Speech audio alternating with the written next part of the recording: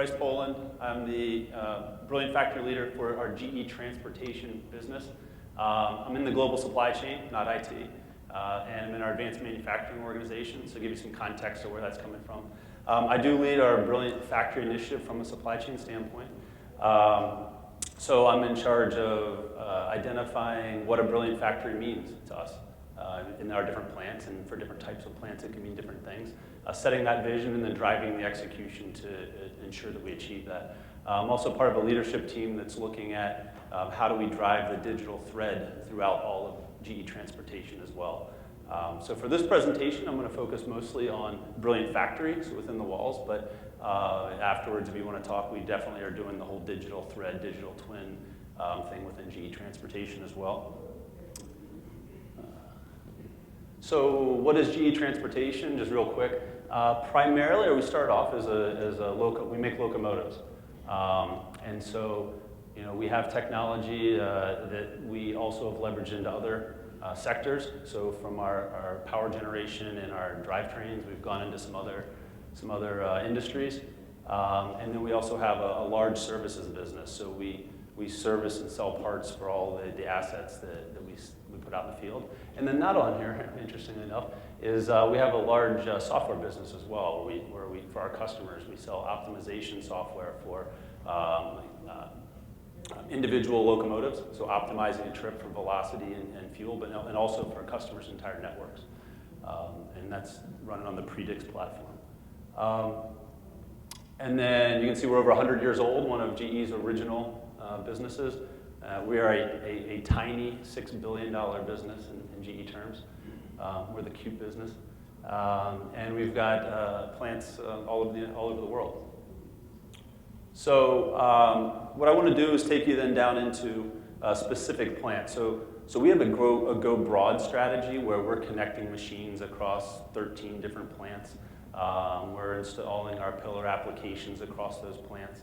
But there's a couple plants that we've chosen starting last year and especially into this year that we're going to focus on for really going deep and proving out the digital thread. And then we'd expand off of those. So this is one of those facilities. In Grove City is where we manufacture all of our engines that go into a GE locomotive worldwide. And then there is a sister plant, which is this one, which does the remanufacturing. So about every 8 years, an engine needs to come back and get overhauled. So they all come through this facility. And we also take parts back, and then if there's any catastrophic failures, we take them. But this is where one of the plants we've decided to focus on. So for today, this is what the stories I'll be telling and going deep on will be around this facility. So it's engine repair. It's a relatively new facility. We built it in 2012. This was something we outsourced, but thought that was really important because here we learn a lot about our product. After it's been out in the field, we come back, we tear it down, we inspect it, we requalify it, we learn a ton about the product that way. So that's why we brought this back in-house. About 2,000 engines annually. And another reason why we picked this facility is because from an IT standpoint, it had all of our pillar applications already. So if you think about from an ERP, from Prophecy MES, from our quality system, from our maintenance system, this already had all the pillar applications. And so it was a good place to start as we consolidate all of the rest of our plants into those pillar apps as well. So from a Brilliant Factory perspective, this is kind of how I think about Brilliant Factory. The MBE PLM, so for GE Transportation, we've primarily been a drawing-based business. We are making a transformation into a model-based enterprise. So engineering is changing the way that they design from being on drawings to actually designing in models. So they'll do that. We, as manufacturing, will then take those and consume those on the manufacturing floor, whether it be as far as how to programming NC machines or designing fixtures or being able to do quicker NPIs because we can actually test out the designs and the tool paths before we actually have a part on the machine. So pretty excited about that. Also from a PLM perspective, we are installing a PLM, and we we'll be using it to manage our E-bombs, our M-bombs, and a revision control on all sorts of aspects, whether it be manufacturing instructions or the actual parts themselves, or programs for the NC machines or CMMs. So that's more of a digital thread play. I'm going to focus more of my talk around these process optimization, quality data capture, and machine health. And then the last bit about robotics and automation. So as we think about Brilliant Factory, there's an aspect that is around collecting data, is around contributing to the digital thread, is around collecting data and attributing it to specific parts or specific assemblies. But there's also an aspect that's around just driving productivity in the plant. Right? So being able to get better visualize what's on the plant floor, so your operators or your plant manager can better visualize it, and that's a lot of the process optimization. So driving productivity that way, driving quality, better quality through quality data capture, torque tools, test data, handheld measurement data, things like that. Machine health. So this is RM&D of machine. When I talk about machines, I mean like lathes and not assets out in the field, but mills, things like that. So actually in pieces of manufacturing equipment, how can we predict failure before it happens so that we can go and do preventive maintenance? So there's aspects of that, but each one of those also, as I was saying, also contribute to the overall, if I think about the overall digital thread. So for example, we will go to a model-based, we'll become a model-based enterprise, so we will have a model of the part, and that comes from engineering. And then we will, because we've connected to machines, we'll know for that specific part and serial number, we'll know who the operator was that worked on it. We'll know which machine it went through. We'll know the conditions of the machine when they were cutting the part. We'll know all the quality and attribute data. We'll know the CMM data, and it'll all be attributed to that part. So we can build up this digital twin so that when it's out in the field, we can attribute that and get all the benefits from it. So there's really two aspects of it. There's the digital thread, and then there's actually the driving productivity and quality within the plant itself. And then, I guess what I should say, and this is all driven off of having a core pillar application and advanced analytics in our data lake. So we'll put all of this, well, not all of it, but what makes sense, we'll put into the data lake. And we'll be able to use predicts and advanced analytics to drive benefits. For example, we have a test cell, so all the engines go through a final test, and massive amounts of data that right now go to like a printout that gets stored somewhere in a binder, right? So the engineering is salivating at the possibility, and we're working through it right now, of getting that data available to them, putting it in the data lake, and then being able to correlate that with what happens out in the field. So when that engine comes back in, we'll be able to see what the original test data was, we'll be able to see what happened in the field, and engineering will be able to make better decisions on do we rework parts, or how do they better design parts in the future. So that's just one example of a lot of the things we're starting to do in the lake. So I'm going to spend a lot of time on this page, actually. So this is what gets into sort of the nitty-gritty of what we've done in this plant. And this is maybe about a 2-year journey for us. We had the pillar apps in since the very beginning, but we really started focusing on Brilliant Factory and figuring out what we wanted to do there about 1.5 years, 2 years ago. We partnered with GE IP at the time, now GE Digital. We're using all the GE Prophecy, what was previously Prophecy modules, and so we're doing this. We're going on this journey together. And I think transportation is one of the businesses that's kind of leading the journey throughout GE and partnering with GE Digital on how do we develop the products, how do we provide feedback on what's needed, what's not needed, what's important, and so it's a good journey we've been going on together. So the first thing we did was just connect machines, right? So you connect to a piece of manufacturing equipment. And it's interesting, and I know you can't see those charts, unfortunately, but I think throughout the last few days here, I've seen these kind of this visualization in other people's stuff, so I think you're familiar with it. But on the left-hand side there, that's a run chart over time, let's say like 8 hours, and the green means running and the red means not running, right? So you can see what each piece of your equipment is doing. And on the right-hand side, that's a real-time view of, looks like about 12 machines in one cell, that says it's green if it's running, red if it's not running, and yellow if it's idle. And there's a little timer underneath it. So what we've found is huge benefit for operations just from that. So you connect the machine, and you're able to say, so imagine you're a line leader, and you're in charge of an area that's 30 machines.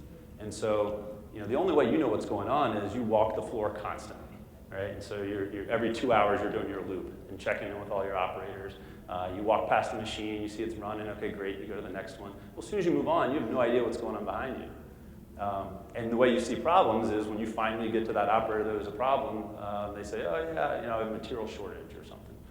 So we've changed the way that they can do their work by providing these type of visualization where they can have this on their iPad, on their iPhone, on their computer. The plant manager has it up in his office full time.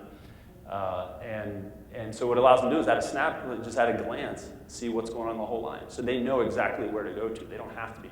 They still do constantly walk, but they don't have to. They know where to go in and where to pinpoint. And the timers actually was something we added later, which was really helpful because it was green, but you didn't know how long it had been green, right? You didn't know if it was about to turn red. So they know about how long an operation is. They know about how far you're in the operation, especially on the red. If it's been red for a minute, who cares? If it's been red for 15 minutes, something's probably an issue. There's probably an issue, and you should go check it out. So we're starting to see immediate benefit on things like that. And I've got lots of stories where we had a bottleneck machine that needed to run 24/7. Right? It actually was a big parts washer. So after we tear down an engine, these are big engines, like size of cars or whatever. And so before we send that frame or the block off, you have to wash it. It's like a 13.5 pH, 200 degree Fahrenheit. It's a pretty caustic environment. And this thing has to run constantly. And everybody said it was running constantly. And so we hooked up to it, and on the first day we hooked up to it, we saw an hour and a half where it wasn't running. The next day we saw the hour and a half again. And we went to the operator, and actually went to the line leader first, and he said, that can't be, I don't know why that would be, that shouldn't be happening. And we talked to the operator, and the operator said, my job is not only to keep the machine running, but it's also to load the truck when the truck comes. And so sometimes I'm loading the truck, and the machine stops running, and the truck driver's yelling at me, so I keep loading the truck. So it was an easy conversation to say, no, your job is to keep that machine running. If you're loading the truck, you stop. He's going to yell at you, you go tell him to talk to the value stream leader, right? And so we got back an hour and a half almost every day on a bottleneck machine just by having, by seeing that. Lots of examples of that. Take up all my time. I have one more I just want to give you. There's another machine, again, it was supposed to be running 2 shifts a day. And we found that about twice a week, it wouldn't run on second shift. And again, you go talk to the line leader, and they were surprised. And you go talk to the operator, and he says, oh yeah, we run out of parts. There's nothing for me to do, so I go work on something else. And we said, well, there's a whole warehouse full of them that we're trying to work through. So now every day we stick a pallet in front of that machine so that they don't run out of parts. It's just things like that pop out immediately and get you benefit. So then on the other side there is more for when you want to do process improvement and you want to actually look at over the last 2 weeks start looking at trends on what can we do in order to improve our process overall. And so we've seen a lot of benefit there as well. So that's like just getting started. Right? That's just hooking up machines and starting to provide some initial visualization. Another example that we're doing is we're hooking up torque tools. So, historically what happens is we'd have digitally controlled torque tools. So the operator would use this tool and would bolt down, or assemble the part. And it was a power assembly that goes onto an engine. And that was basically, that's what they did. They would get a red or green light, and that was the process. So they bolt it, they get the red or the green light, and hopefully they would, the process would work. And if it was a red light, then they would actually redo it. And we were relying on that process to work. And we would have a couple failures in final test each year. So sometimes catastrophic in final test. And so what we're doing now, we started with that just one line, and now we've expanded it out to numerous lines, where now the operator is the same thing. The operator still they get their red or their green light, but in the background, we know based on the serial number, we know what type of power assembly is. We check to make sure they ran the right program. We check to make sure they got all the right pre-torques, all the right final torques, and the correct number of torques. And if we don't get any of that, or if we don't get all of that, then we send an alert to the line leader and to the quality leader. Now, ideally, we would stop the operation and we would lock it down and make sure it didn't move. Operations hasn't let us do that yet, but we're sending an email, so it's a good first step. That's an example of what we're doing with torque tools. So that's from an operation and a quality standpoint, but we're also taking that data now and we're able to attribute it to the part and to the assembly. And so we will, in the future, be able to mine that if there is a need for it.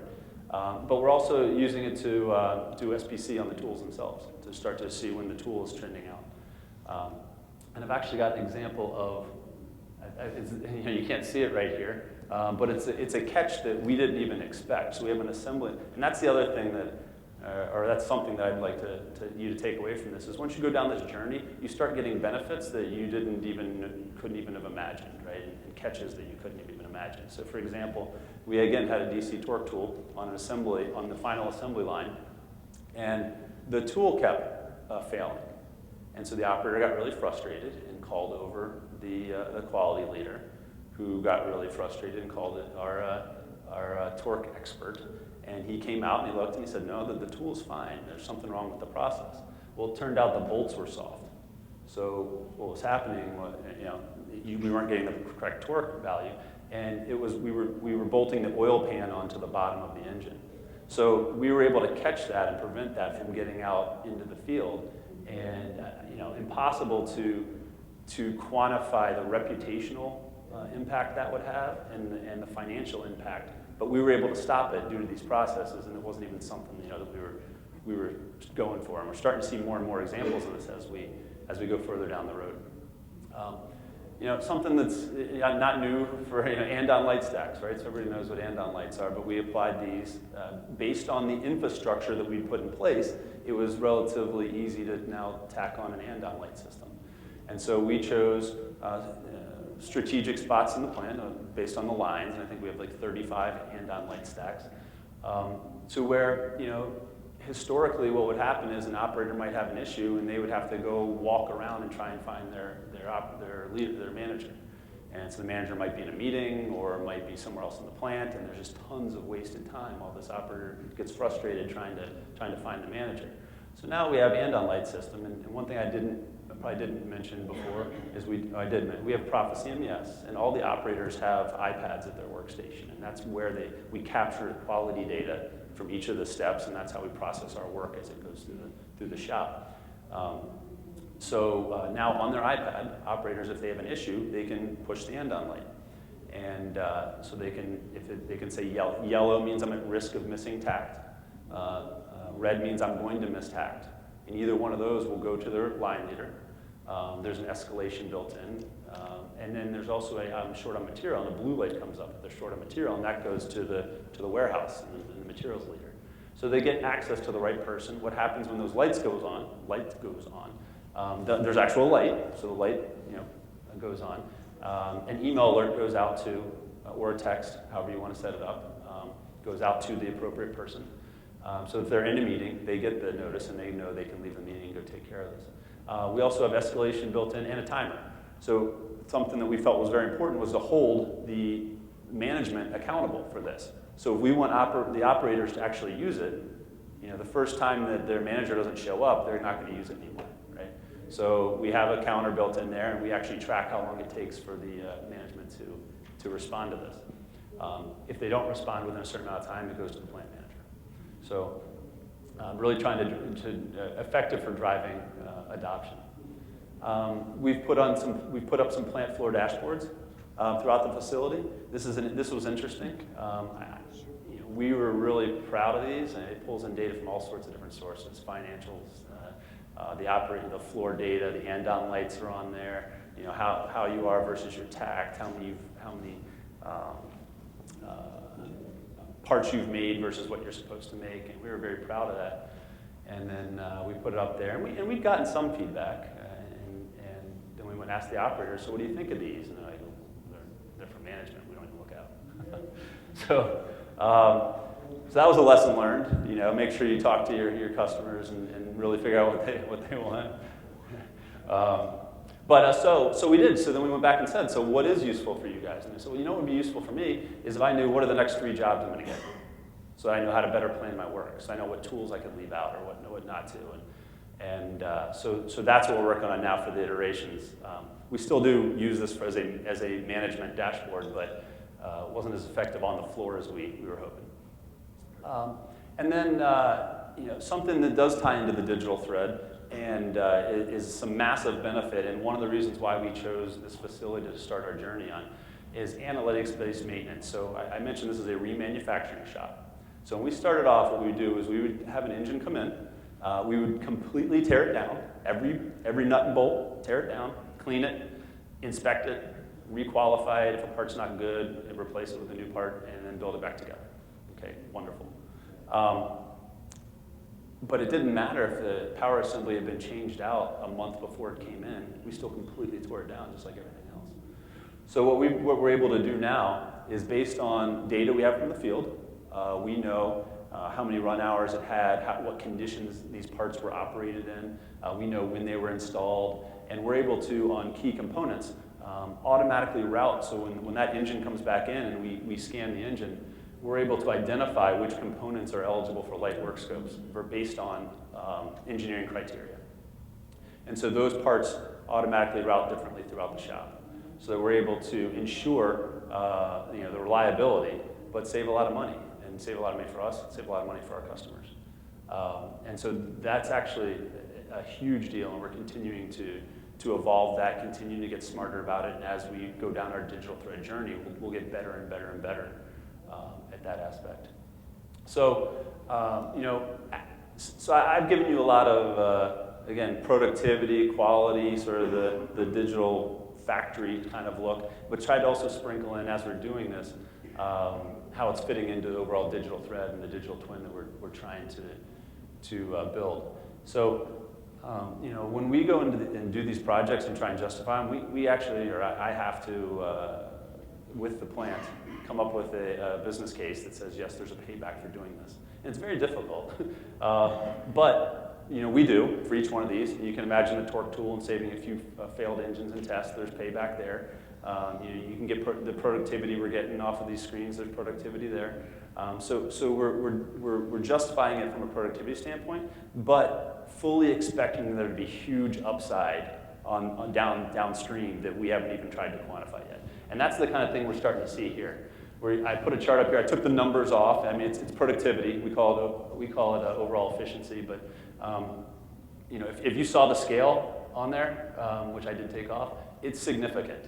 So I won't claim that what we're doing drove all of that, because there's other projects in the plant, and it's, you know, impossible to weed all out which ones create what effect. But that's what you expect to see, right? So it didn't surprise us when we cut all this in and we started to see our productivity of the plant growing. You know, I'll save maintenance because I have a page next on that. I talked about the quality. I talked about bottleneck. I gave you know 2 examples of machines, but we have lots of examples of that. And then the analytics-based maintenance. So the last bit I wanted to talk about was around RM&D of manufacturing equipment. So not assets in the field, but monitoring lathes and mills and washers and paint booths and trying to figure out what are the problems that you have with those, what are the failure modes, and how can you predict them. And even if you can't predict them, what we're finding is maintenance still will come to us and ask for the data if there is a failure, and it allows them to much more quickly triage the problem. So it'll point them in a direction that they wouldn't have gone before. Or in a case we have here, we had a failure on a machine, and they tore the pump down more than they ever would have before based on the data that we showed them, and they found a big plastic clip in the impeller that they wouldn't have found otherwise. So we're on this journey right now, trying to do RM&D for machines. We have had, you know, you can see this hodgepodge of data up here. Those are all successes that we've had and catches that we've had. It's been relatively manual up to this point, where we have to look at it, we have to figure out what normal looks like, you know, set your highs and your lows, and then you know, when you get alerted, go take action. We're partnered right now with our GE Digital Data as a Service team, with our Smart Signal team within GE, which is a nice part about being with GE is you have all these organizations you can go leverage, and we're working with them in order to how to create an offering where, at GE Transportation, I don't want to have to do this.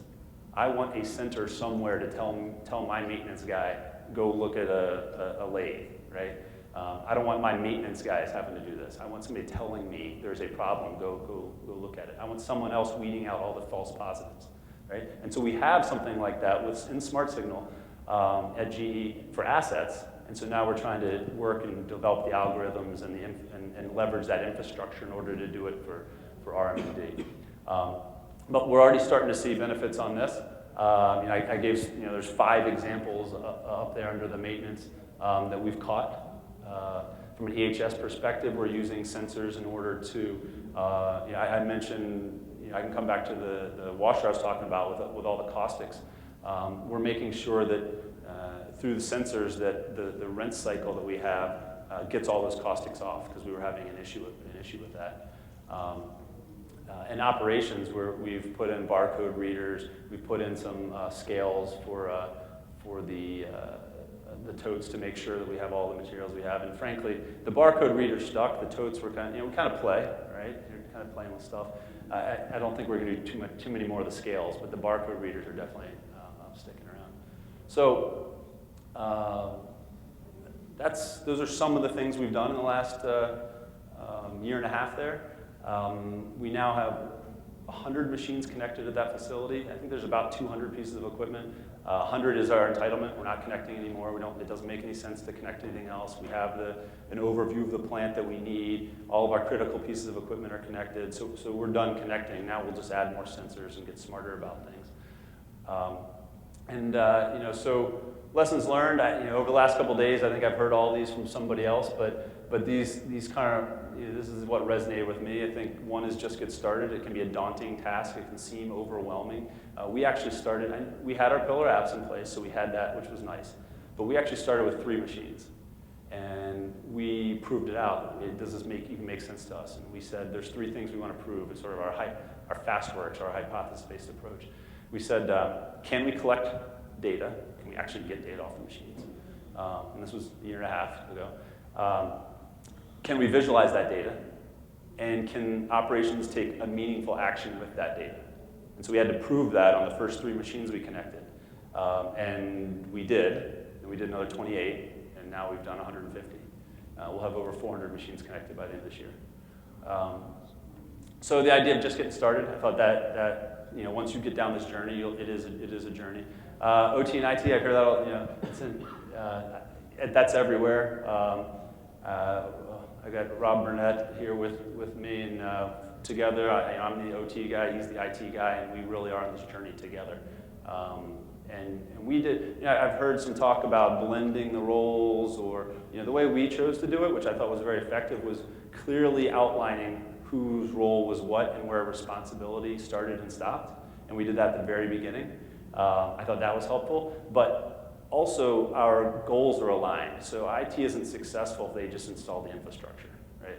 They're on the hook as well for delivering benefits. So what I need to get done, they're on the hook for as well, and vice versa. So I think that's big as well. Building the internal skill set. So this is a whole different, we don't have controls engineers, right?